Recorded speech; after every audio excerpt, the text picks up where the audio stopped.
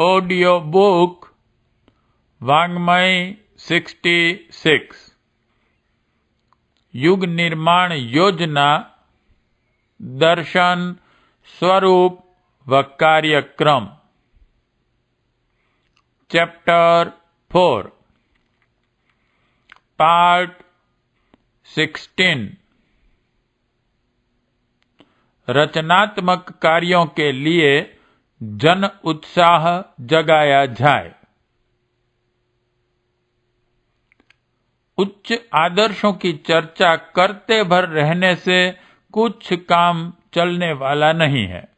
पढ़ना, सुनना, मनन चिंतन करना इसलिए आवश्यक होता है कि उनसे मनोभूमि प्रभावित होकर सत्कर्म करने की प्रेरणा उत्पन्न हो और क्रिया रूप में कुछ ऐसा करते बन पड़े जो अंतःकरण में संस्कार बनकर उभरे। विचारों की सार्थकता तभी है जब उनके द्वारा कर्म करने का साहस हो सके, अन्यथा आदर्शवादिता की लंबी चौड़ी बातें करते रहना, कथा पुराणों का पढ़ना और लच्छेदार प्रवचनों को सुनते रहना मात्र मनोविनोद एवं समय क्षेप ही होकर रह जाएगा। हमारी विचारणा इतनी प्रखर होनी चाहिए जो कार्य रूप में परिणत एवं प्रस्फुटित हो सके। व्यक्तिगत जीवन में उत्कृष्टता, धार्मिकता, आध्यात्मिकता एवं आदर्शवादिता का अभिवर्धन करने के लिए ऐसे कर्मों को जीवन क्रम में महत्वपूर्ण स्थान मिलना चाहिए जो हमारे सद्गुणों को सक्रिय बनाए और भावनात्मक स्तर को ऊंचा उठाए। ऐसे सत्कर्मों की सामाजिक जीवन में भी बड़ी आवश्यकता है, क्योंकि श्रेष्ठ कर्मों की परंपरा चल पड़े तो उसका अनुकरण करने की अनेक की सहज इच्छा होगी। जिस प्रकार बुरे कर्म होते देखकर लोगों को वैसा ही करने की इच्छा उत्पन्न होती है, उसी प्रकार श्रेष्ठ कर्म भी अनेक दर्शकों में वैसा ही उत्साह उत्पन्न करते हैं। समाज, राष्ट्र और विश्व की प्रगति एवं सुख शांति सत्कर्मों पर अवलंबित हैं। इसलिए लोक मंगल की दृष्टि से भी यह आवश्यक है कि शुभ कर्मों की परंपरा को अधिकाधिक गतिशील बनाया जाए। लोक मंगल के लिए किए गए रचनात्मक पुण्य प्रयोजन की श्रृंखला में जितनी तीव्रता उत्पन्न होगी, उतना ही नवनिर्माण का धरती पर स्वर्ग अवतरित करने का स्वप्न निकट आता जाएगा। इसलिए हम सब का प्रयत्न यह होना चाहिए कि हर व्यक्ति के जीवन क्रम में लोक मंगल के लिए प्रयत्न, पुरुषार्थ, त्याग और बलिदान करने की मात्रा दिन दिन बढ़ती चली जाए। इसके लिए हमें योजनाबद्ध रीति से रचनात्मक कार्यक्रमों का अधिकाधिक विस्तार करना चाहिए, जिससे जनसाधारण में सृजन के लिए आवश्यक उत्साह उत्पन्न कर सकना संभव हो सके। अपनी शतसूत्री योजना इसी आवश्यकता को ध्यान में रखकर बनाई गई है। इनमें से शिक्षा और कला के माध्यम से लोकमानस में परिवर्तन लाने की चर्चा पिछले पृष्ठों पर की जा चुकी है। इसके अतिरिक्त स्थानीय परिस्थितियों को देखते हुए जहां जैसा संभव हो वहां उस प्रकार के रचनात्मक कार्यों के लिए जन उत्साह जगाया जाना चाहिए और सामूहिक रूप से ऐसे रचनात्मक कार्यों का ढांचा खड़ा किया जाना चाहिए जिससे व्यक्ति की परमार्थ भावनाएं जग सके और समाज में स्वस्थ परंपराएं उभर सके। या तो 1. ज्ञान यज्ञ का विस्तार, 2. सदस्यों का संगठन, 3. अभिनव शिक्षा योजना, 4. कला भारती, 5. सत्साहित्य का प्रकाशन। 6. गायत्री यज्ञ। यूं तो हमें युग सम्मेलन जैसे कार्यक्रमों में ही सबको व्यस्त रहना पड़ता है, पर अगले ही दिनों इन रचनात्मक और संघर्षात्मक कार्यक्रमों को भी हाथ में लेना पड़ेगा, सो उनकी रूपरेखा भी ध्यान में रखी जानी चाहिए।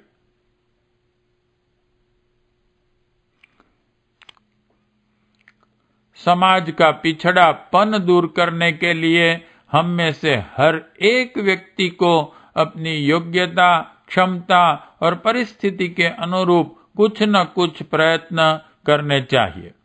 देश सभी का है, उसके उत्थान पतन में सभी की लाभ हानि है। हर नागरिक पर देशभक्ति की पवित्र जिम्मेदारियां हैं और उन्हें अपना निजी काम छोड़कर भी पूरा किया जाना चाहिए। सरकार के भरोसे सब बात छोड़ बैठने से काम न चलेगा। हम सभी को अपने इस परम पवित्र कर्तव्य का ध्यान रखना चाहिए कि अपने देश का पिछड़ापन दूर करने के लिए हम कुछ न कुछ रचनात्मक कार्य करने के लिए अपने श्रम एवं धन का एक अंश लगाया करें। विभिन्न परिस्थितियों और योग्यताओं के व्यक्ति विभिन्न प्रकार के रचनात्मक कार्य अपने ढंग से कर सकते हैं। उनकी विस्तृत चर्चा शतसूत्री योजना में प्रस्तुत की गई है। उनमें से ही कुछ की चर्चा नीचे की पंक्तियों में की जा रही है। अपने देश में शिक्षा 20% है, 80% बिना पढ़े हैं। प्रगति के लिए शिक्षा अति आवश्यक है, इसलिए निरक्षरता को दूर भगाया जाना चाहिए। सरकारी स्कूल, कॉलेजों में आधे चौथाई अल्प वयस्क बालकों के पढ़ाने का ही इंतजाम है।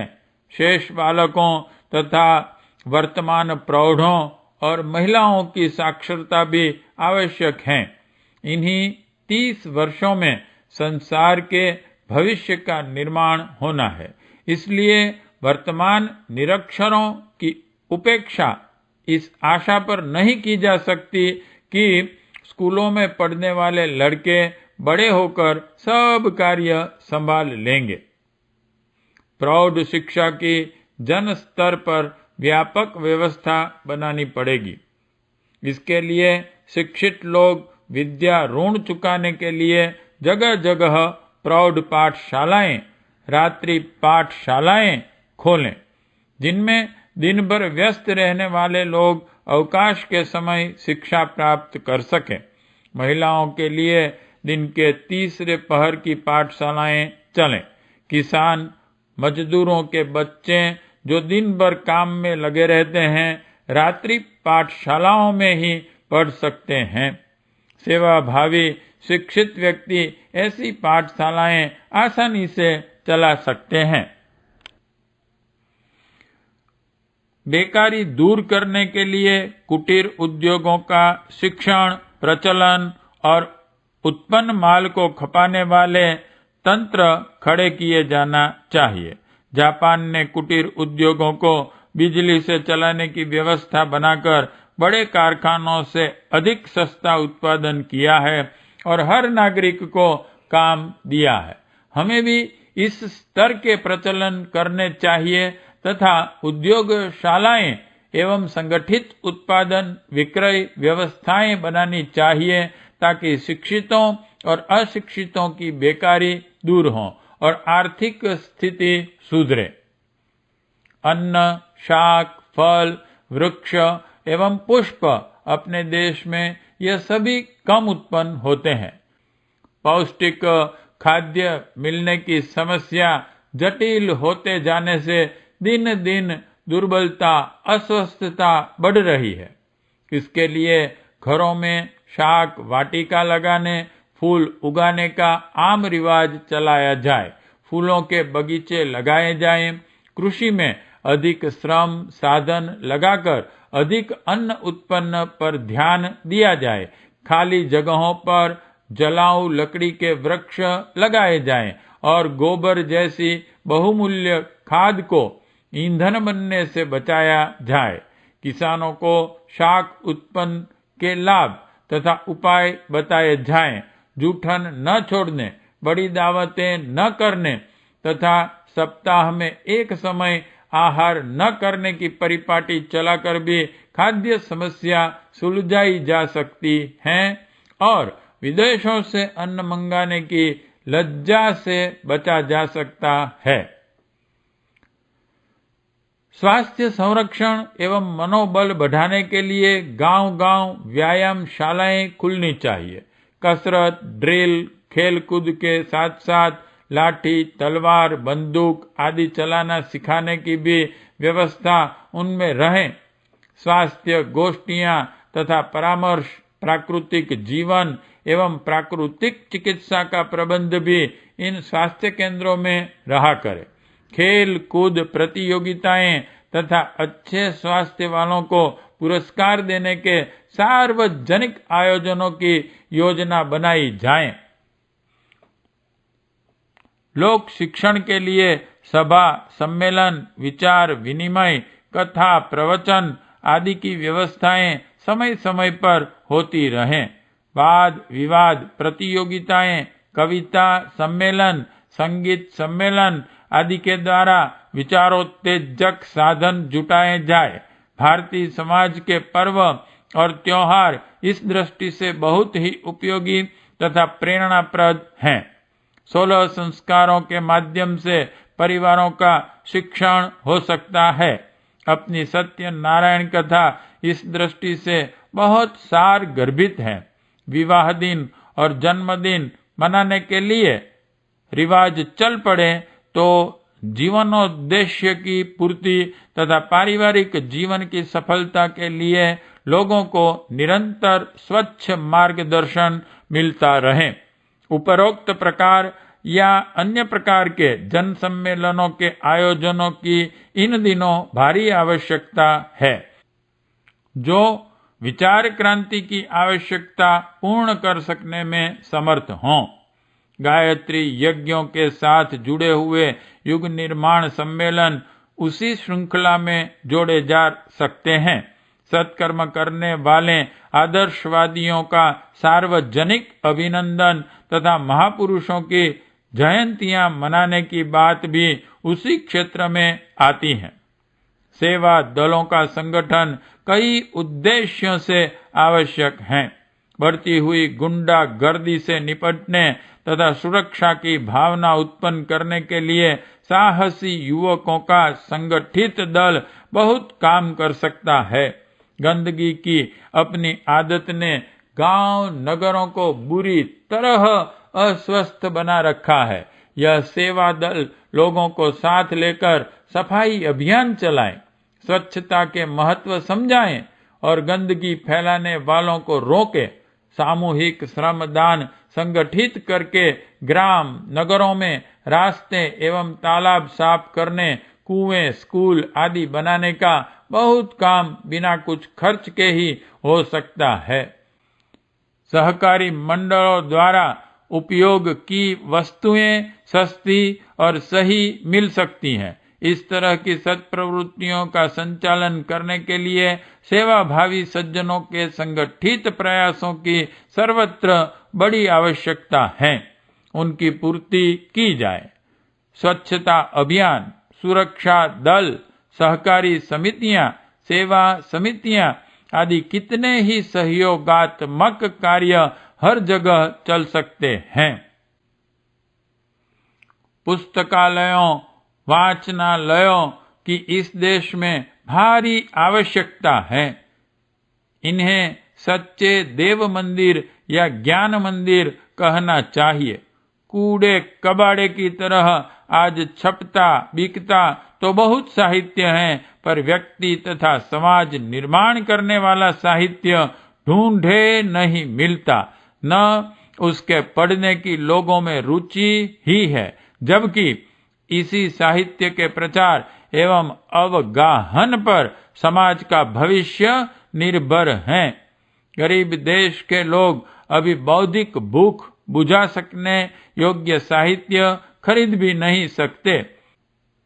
यह भारी आवश्यकताएं ऐसे पुस्तकालय पूरी कर सकते हैं जिनमें केवल प्रेरणाप्रद चुनी हुई पुस्तकें ही रहने का नियम हो।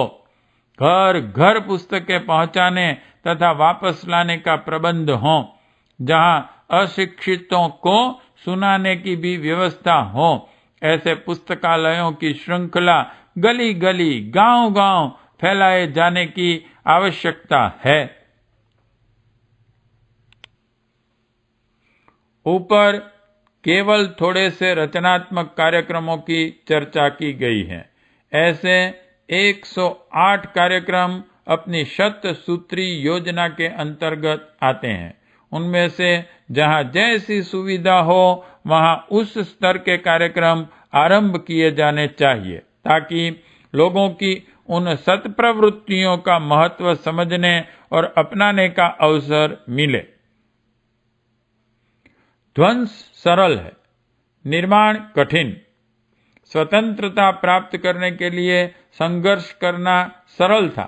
अब केवल आलोचना, निंदा से कुछ काम न चलेगा। देश की सर्वतोमुखी प्रगति के लिए हमारा ध्यान रचनात्मक कार्यक्रमों की ओर जाना चाहिए और उन्हें पूरे उत्साह, साहस तथा त्याग बलिदान की भावना से चलाया जाना चाहिए। पार्ट 16 समाप्त।